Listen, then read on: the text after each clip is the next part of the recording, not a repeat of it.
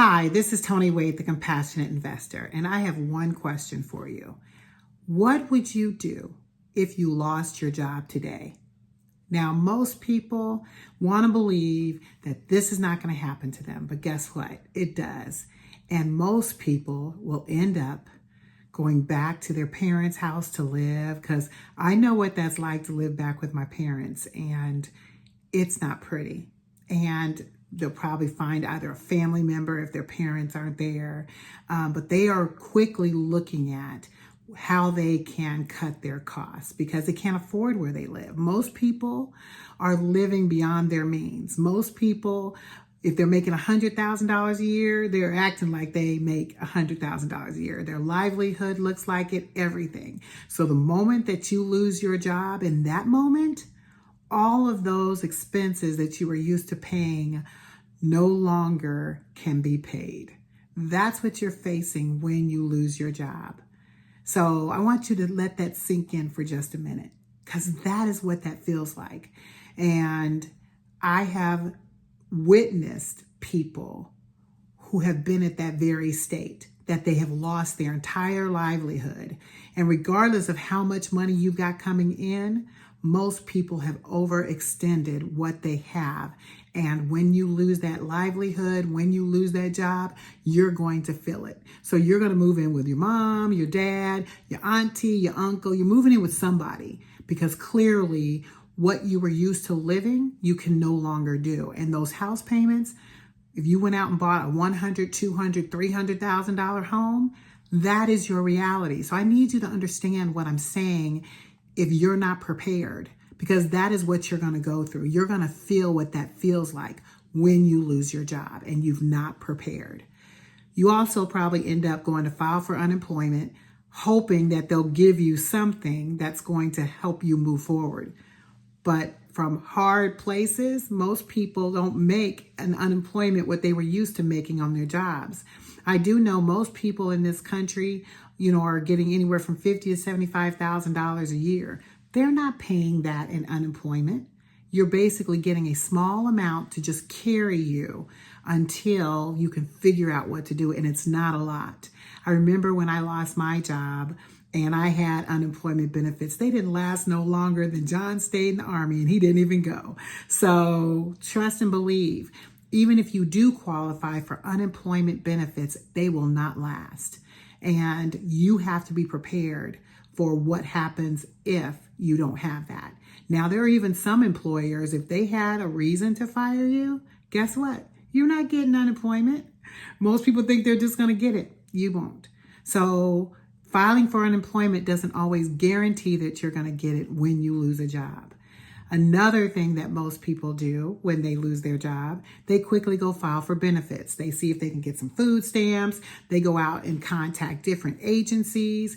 They're out there trying to figure out, how can I get help? Because that's what you're faced with. But the last time I checked, they weren't approving everybody who applied for food stamp benefits.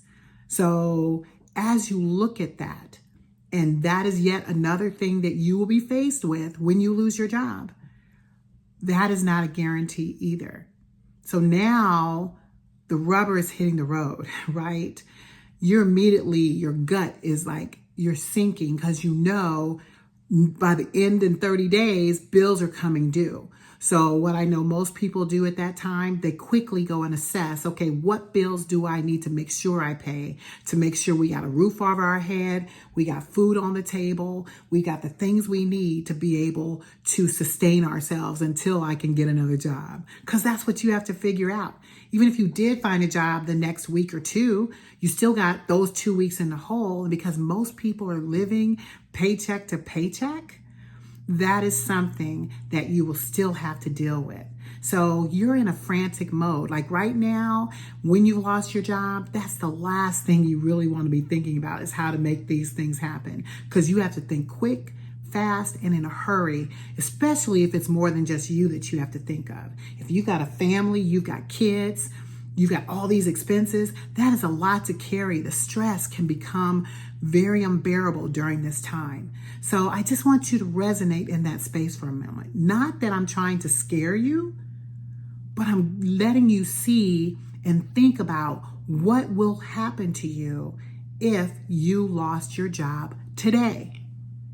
Because that would be your reality. Understanding what you're going to do in that very moment.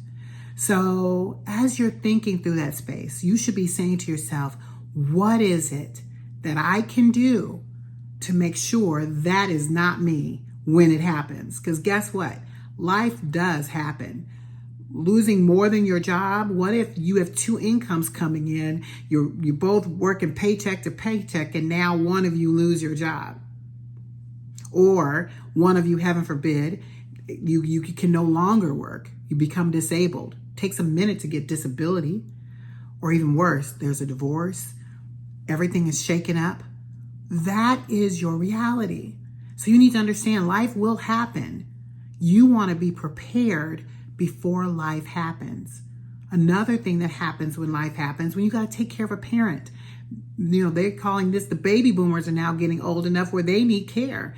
Or they might need, memory care. You have to now bring them into your household. Those are things that you don't want to think about. Now where you are used to going out and working, you now have to stay home and take care of a parent. That is a part of life happening. So as you think through what you're going to do when life happens, when you lose a job, when you lose your livelihood, what are you going to do? See, this is where I like to step in. This is where I want you to be with me, because I want to get you and I want to help you before life happens to you. I focus solely on making sure that people have safety nets in place so that when life happens, you're prepared. Now, I'm not going to sit here and tell you you're not going to feel it. Let me just say that and preface this with that, because you're going to feel it. When it happened to me, trust me, I felt every bit of that in my gut. I felt, oh my God, baby in hand, what am I going to do? And then that's when I recognized, oh, I got a safety net.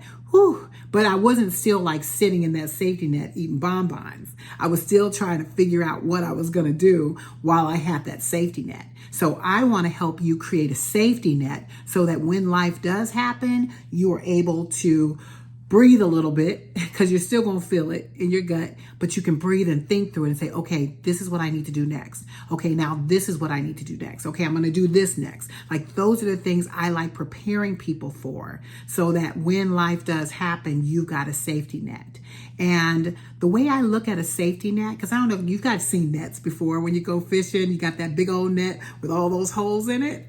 So I like to create safety nets that have literally like a layering in them, because that layer prevents stuff from falling out of it. Okay. So I like to build a foundation upon the safety net.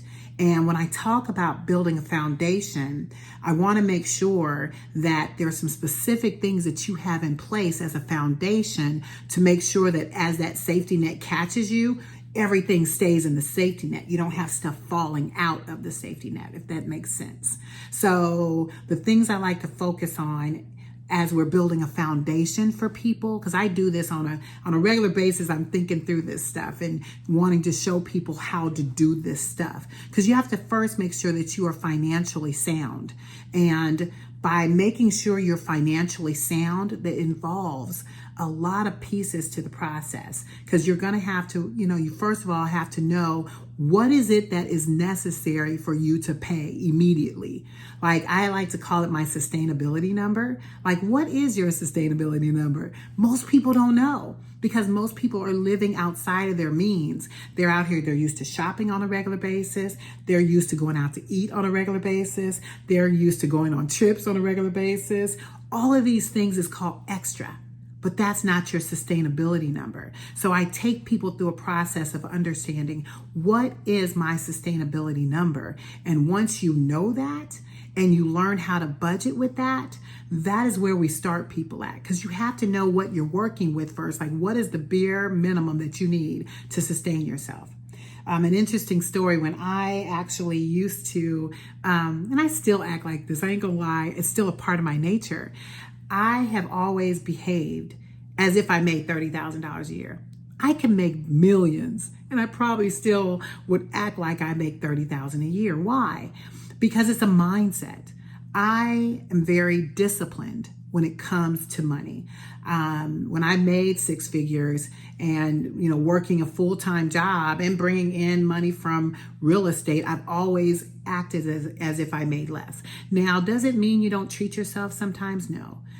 Clearly now I have a little more comfort as it comes to that. But unless you've got your safety net built with a solid foundation, this is how you need to act. And I don't care how much money you make. You act like you make $30,000 a year, because $30,000 is about what that's like below minimum wage. Like $30,000 is low, but I acted like that. My budget was tight. I knew exactly how much everything was paid to get done, and that's what I operated on. If it came to extra stuff that I wanted, I didn't do a lot of extra stuff. I really kept my number low. But being able to make sure that you're financially sound is critical to being able to build your foundation. So you have to know how to do those very things. So it's shifting your mindset as it relates to money. That is critical. So we spend a lot of time making sure you're financially sound, making sure you understand your credit, the basic foundations of how to build credit, building your credit up. Because if your credit ain't good right now, you're really going to be hit hard when you lose your livelihood and life happens to you. So making sure you have those solid foundations in place. And then if you work a W-2 job, are you paying too much in taxes? Because most people are. Not understanding how those things move, making sure we reduce your tax liability. And we can do that whether you're working a job or you got your own business. But making sure that you have reduced those costs and you are financially solid is critical to your foundation. Because without those things, all the other stuff can't move. So we spend a lot of time making sure you have that foundation in place. Now, I'm going to say this, and I will say, I step on a lot of toes when it comes to this one here, because it's all about how you behave, right? It's all about your behaviors as it relates to money, because many of us behave like we are millionaires, but we don't have a lot of money coming in. So I don't spend a lot of money on top brand stuff. You're not going to find me going out and getting the next Air Force One or going to get my nails done on a regular basis. I do my own nails, actually. Most people are like, what? Yep. And I save a lot of money doing my own nails. And I still get my hair done, and I do the things that save me time, but I'm very diligent in my behavior as it relates to money. Because if you don't change the way you respond to money, then money controls you. So we're going to be evaluating some of your behaviors and sort of teaching you how to shift that. So where most people deal with stress by shopping, we'll find other ways to deal with stress that doesn't cost you money, and making sure that you're managing those things. But dealing with behaviors that actually prevent you from receiving wealth, those are the type of things I spend a lot of time on, because you've got to shift your mindset. Because I could set you up and show you how to do the end game of this, and you're going to get that money and you're not going to have good behavior as it comes to that money. I've always believed to whom much is given, much is required. And that biblical verse can mean many things. But as it relates to the money that God gives you, you have to be a good steward of that money. And if he gives you more, he requires more of you of how you manage that. So making sure you got the solid things that you need as it relates to money, so that you're not out here shopping like crazy. You're not out here going out to eat every week. You're being diligent as it relates to those behaviors. And then another foundational piece that I love is just making sure that if there's any barriers that are preventing you from thriving, we want to remove those barriers. And a big part, like I've said already, is mindset, because most people have a mindset that they've been taught their whole lives that they now have to change, or the things they think about themselves as it relates to money. I used to hear this saying when I was growing up all the time, that money is the root of all evil, right? Guess what? It's not. I think it's the context, understanding the context that the Bible speaks on as it relates to money. You need to understand that. But I had to shift my mindset and how I thought about that to really get myself into a place where I could receive it. Because as long as you have those things preventing you from having wealth, you will never have it, because you haven't dealt with your mindset. You haven't dealt with shifting your paradigm as it relates to those things. And I spend a lot of time making sure that I'm doing the right things around my behavior and my thought process so that I can bring it in versus repelling it. Because most people through their behaviors, they're repelling money. Or, you've heard people where, oh my gosh, he's burning a hole. That money's burning a hole in his pocket, right? Those are things that, don't have to be you. You just have to let you control money. Money doesn't control you. You bless as God tells you to bless. You pay your tithes. You do the things that are necessary related to money. It's going to come back to you 10, 100-fold. And the one thing I love the most about some of the barriers that we've put in place as it relates to especially building wealth or just having a strong foundation as it relates to wealth building, it's our tongue. Or it's the things we speak. I call it like law of attraction because I believe the things you speak, the things you say, because thoughts are things, right? So I think the right things and I watch my tongue. You'll never hear me saying things about what money's doing for me, because it's always, unless it's positive stuff, money's always operating positively in my life. I'm giving, I give and God gives back to me fully. I'm constantly speaking affirmations that speak positively about how I deal with money, because money comes to me easily and effortlessly, always and consistently. Like being able to speak those things that are part of your nature helps attract the very thing that helps you build on the kingdom. So I want to make sure that people are not hearing me speak on money as a ruler, because it is not. God is the ruler of all things. But when you control the things that God gives you and you're a good steward with the things he gives you, he's going to give you more. Like if you could think of the parable of the talents. When God gives you talents, and that's money too, you're not going to take that and put it in a jar and put it in the closet. You're supposed to take that and make that thing grow bigger than he's ever imagined for it to be. Why? Because you're edifying the kingdom with that. You're building on that. So we spend a lot of time, as I said, making sure your foundation is solid. And there's one other foundational piece that I'm going to share, and there's many more, but I want to make sure you understand the space I'm speaking in, because we're about helping you know what to do when life happens to you. A large part of that is just teaching you better ways to make decisions about how you deal with the things that God gives you. If you can think about what you've been taught since you were younger, we've been taught basically to go to school, get a good job, get married, buy a house, have children. Like that's what we've been taught to do. And I'm not saying that those are bad things. They're not bad things. I aspired for all of that. But it was the way in which it was done that set us up for failure. Because many of us, when we went to college, what happened? Who was right there waiting for us when we got to college? Those debt like the credit card companies, they were waiting there, just wait for you to just come and sign up for credit cards. Why? Because they knew that you've been programmed to come and sign up for that. You've not been taught about money. You know nothing about how credit works. And next thing you know, by the time you're 30, what? You are hundreds of $1,000s in debt because you didn't know how to manage your money. You didn't know how to apply for the right scholarships or get the right type of funding for schooling, because we've been taught to go get loans. There's so many other ways that we can do this to make this right. But that's what we're talking about. Even when we were taught, when we got married, what was the first thing we did when we got married? We went and bought a house. You'll hear me talk about, I'm not an advocate for home ownership. First-time home ownership. I'm not. I'm an advocate for investment property ownership when you turn 18 years old. Those are the type of things I talk about. But those are the things we were taught. I have to help you. I basically have to reteach you how to move so that when you turn a certain age, you can be in position to truly bring wealth into your family.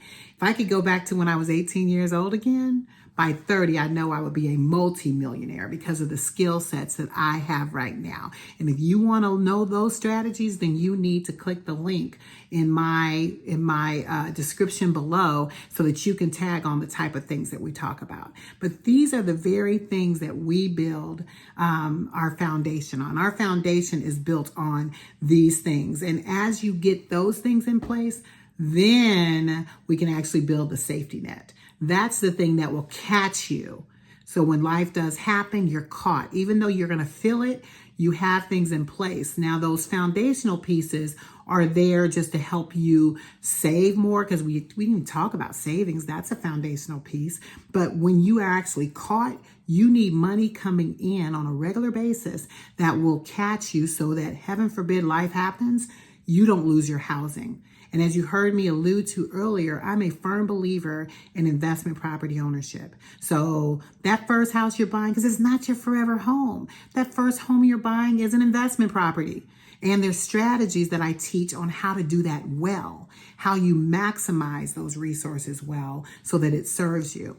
I believe as you give to others, you can receive. And the best way to give to others is to give to vulnerable populations. So you will hear me always talk about transitional housing, because to me, that is the best investment property strategy that you can do, a buy and hold strategy where you purchase the property with the sole intent of helping other people. Because when you give back, God gives to you fully and in measures higher than you can ever imagine. So I spend a lot of time talking about teaching individuals how to set up transitional housing facilities, how to set them up well so that they can serve you, not that they can become a burden. Because once again, it's